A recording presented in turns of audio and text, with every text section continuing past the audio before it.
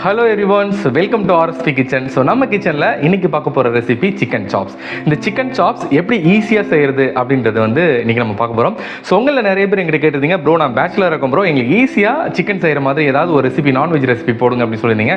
இது கண்டிப்பாக உங்களுக்காகவும் மற்ற எல்லாருக்காகவும் இந்த ரெசிபி நான் போஸ்ட் பண்ணுறேன். ஸோ செய்கிறது தாங்க ஈஸி, பட் டேஸ்ட் வேறு லெவலில் இருக்கும். ஸோ வாங்க எப்படி செய்கிறது வீடியோக்குள்ள போய் பார்க்கலாம்.